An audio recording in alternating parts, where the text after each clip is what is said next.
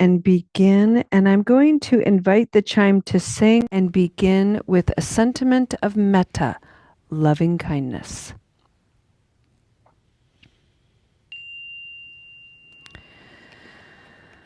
All right. This one reads, may your innocence be restored. May your innocence be restored.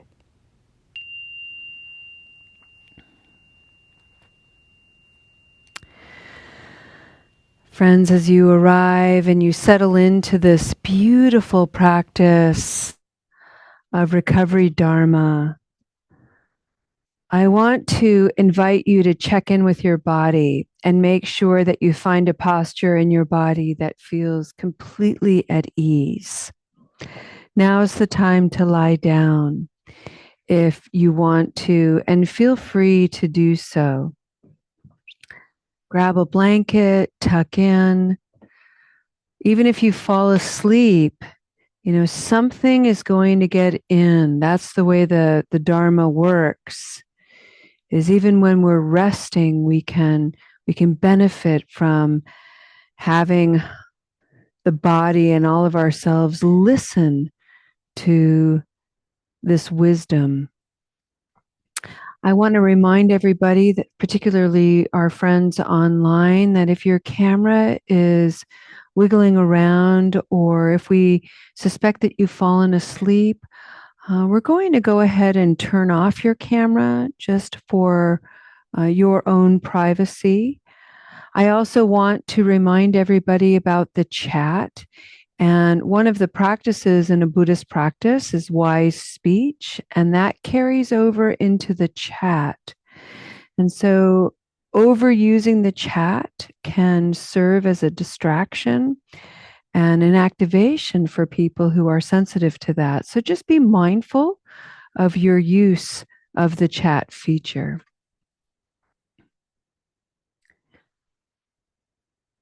This year, 2026, in the Spokane Sangha, we are going to be spending 12 months exploring the foundation of a Buddhist practice, which is the Four Noble Truths and the Noble Eightfold Path.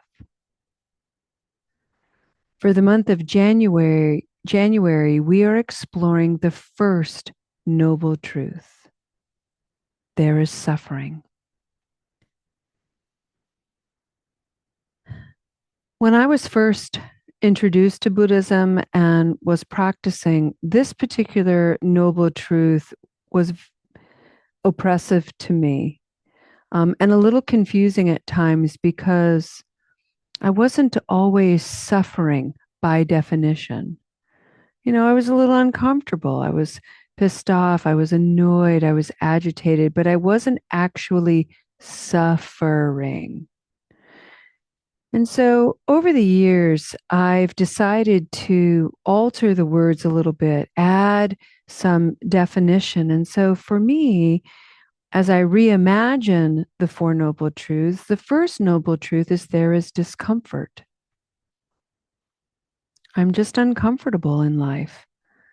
I obsess, I worry, I get anxious, I have insecurity. I have little aches and twinges. I experience confusion. All of these lead to certain amounts of physical, psychological, spiritual discomfort. And the Buddha, my understanding anyway, is why this noble truth came forward as the first teaching is there's so much to be had in acknowledging I'm uncomfortable right now. Just that.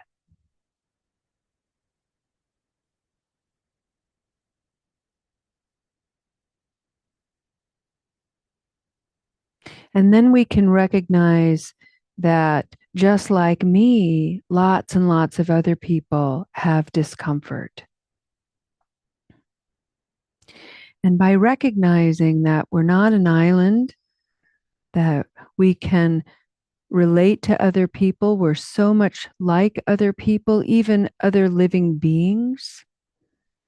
That begins to nurture the seed of compassion.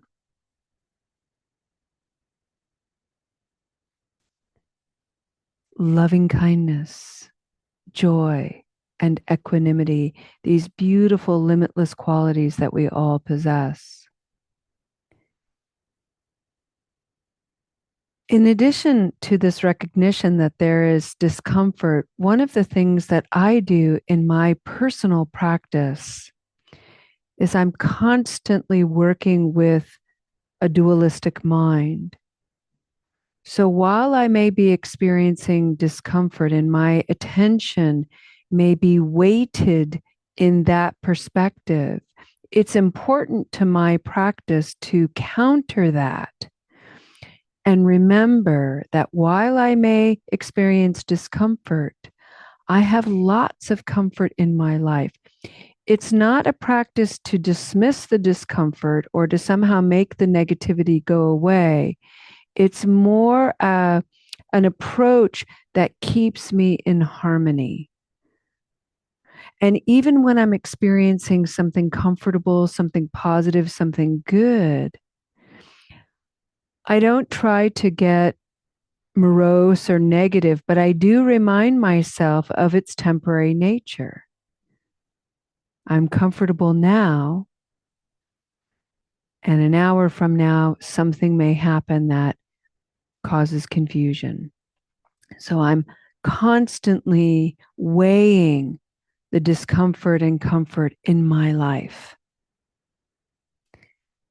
And I want to stay as solid and as supple as I can so that I'm not knocked off when I'm uncomfortable and I'm not clinging when I'm okay.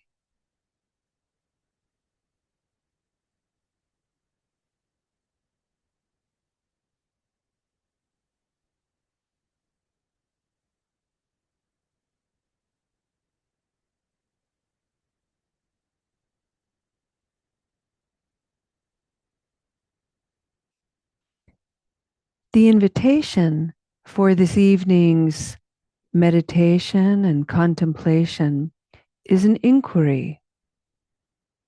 Where am I experiencing discomfort in my life? Can you identify it? Can you name it? We don't have to go into the conditions or anything about it, describing it, the stories. Just identify it. Would you look at that? And then on the other hand, where do I have comfort in my life? Can I simply take stock of what that is? Almost like a pros and cons list. If you want to take that approach, it helps.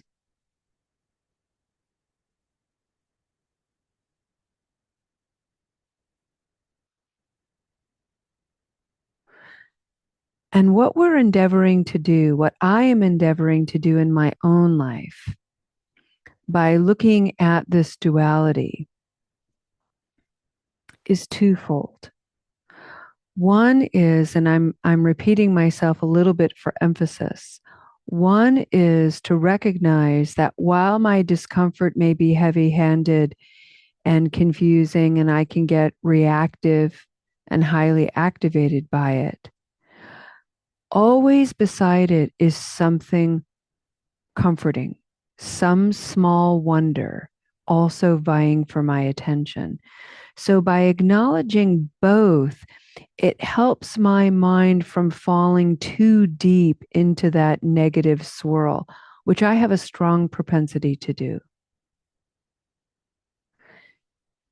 The other thing that this practice helps me with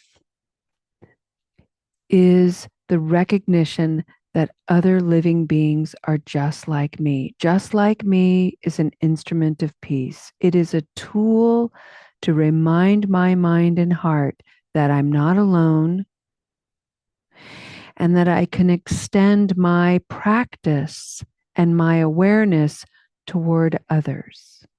So when I see someone else who is upset, uncomfortable, acting out, I can take a moment and say, oh, yeah, I know that, just like me. There's their discomfort. I wonder what their comfort is. I wonder if I can get more comfortable in my own body and then radiate that as a kind of presence toward them. Maybe that's a kind effort, a compassionate effort. May the comfort I experience in my own mind and body bring ease to their mind and body.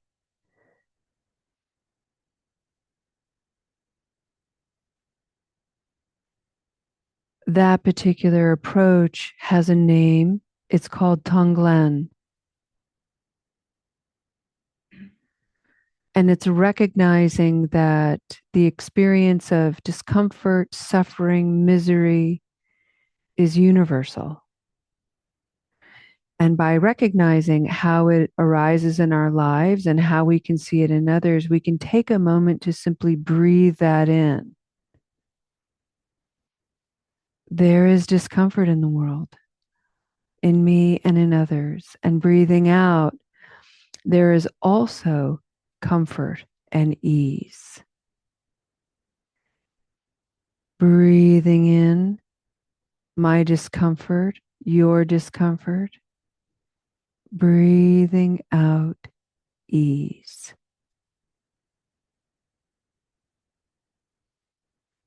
And all of this can be surrounded by an aspiration. May my practice bring comfort and ease to anyone suffering.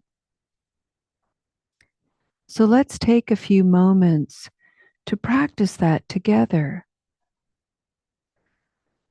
Breathing in the awareness of any discomfort you might be experiencing, any little rattling, nagging thought or feeling. It can be anything at all. And it doesn't even have to be clear. It can just be a feeling. There's no word for it. Just ugh.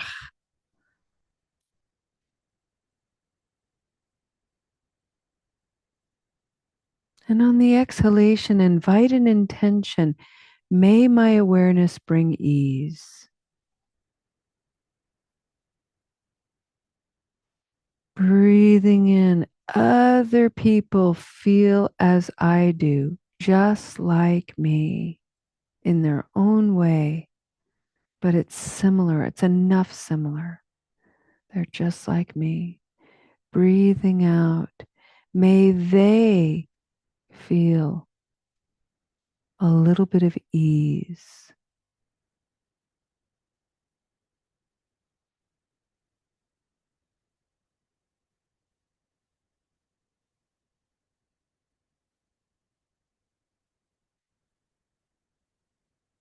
Breathing in this idea of discomfort, malcontent, confusion. Breathing out contentment, clarity, peace.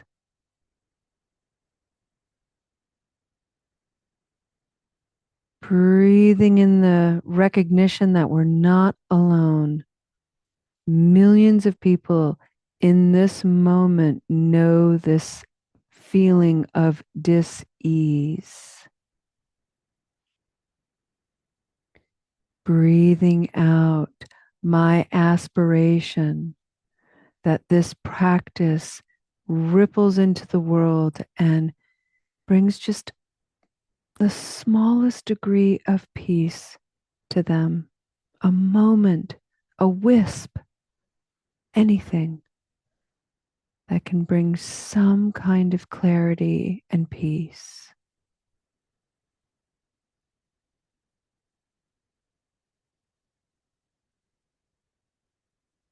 And friends, if the struggle that you're holding for yourself and you're acknowledging in yourself is really strong. Stay with yourself. You don't have to extend it outward if you don't want to. You can keep it all for yourself, breathing in the recognition of your own struggle, breathing out the recognition of your own ease. Very simple practice with profound effect. And for the next several moments of silence, enjoy this practice.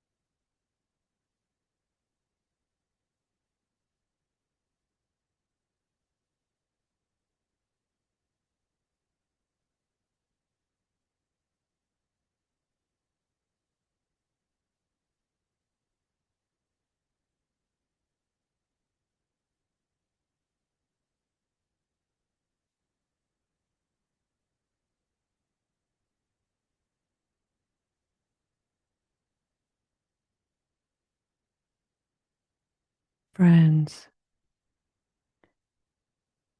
for today's practice, we have gained access to the traditional first noble truth. We've reimagined it, we've broadened it and expanded its definition. We've also brought forward duality so we can examine the two sides to the whole experience of any one thing. And then we've also laid the groundwork for a practice of self-compassion. And sometimes the way to get access to compassion for self is to extend it outward and then allow it to come back to us. Just the whole action of it, this whole effort, is an act of self-compassion. Later on in the week, we're going to bring forward specific experiences of discomfort and how we can work through those, sit with those, be present enough to cultivate a new way and a new strategy to cope with discomfort. I will say one of the most important things to encourage in your own practice, and I'm just sharing this from my own experience, is it helps to practice when things are going well, which is obvious. And yet the irony is when things are going well is when I'm least likely to practice because things are going well and I'm busy and I'm doing stuff. I'm living my life. However, I have to be disciplined and I have to prioritize time to practice because when things are not going well is not the time to be learning. It's the time to implement what I've learned. And so the fact that we've been able to come together in this beautiful space in all of your homes and wherever you are in the world, where things are reasonably okay. Hopefully, all of us have shelter and we've got clothes and food. And here we are in communion with one another. These are wonderful conditions for practice. So let's end our practice today on that note, on that beautiful note, that our effort is well received out in the world. Let's breathe in together, breathing in, breathing out.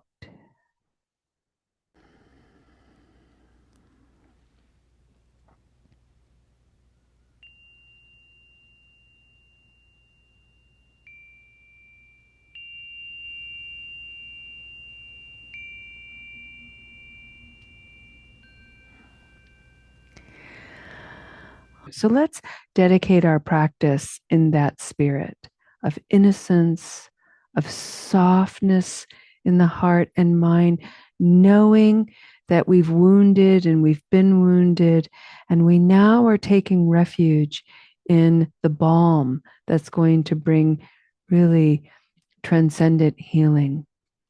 I want to thank you all for being here today. I learned so much. I'm always just deeply, deeply inspired. I'd like to dedicate this practice to several of our Sangha members. We have Sangha members who are experiencing grief. A loved one has died or a loved one is facing a serious illness. We have Sangha members who are not doing well.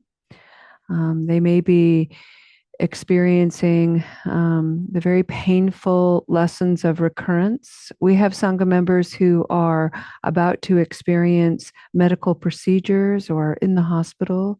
We have Sangha members who are isolating and at home. And so I'd like to bring forward all of these friends, far and wide.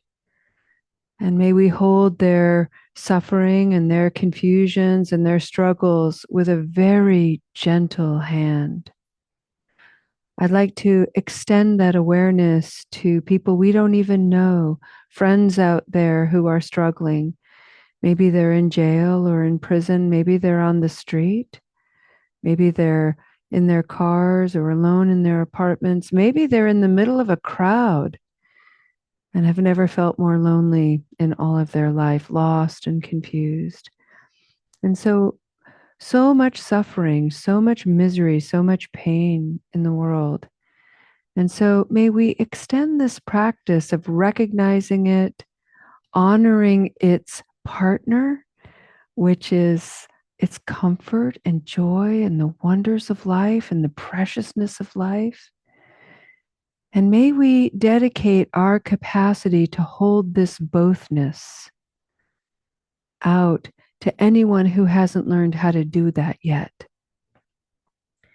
May they find a flicker of ease, a moments of brightness, maybe a tangible grasp on hope. And in the meantime, may we continue to practice. Thank you so much for bringing yours here this evening, and we'll see you next time. Namaste.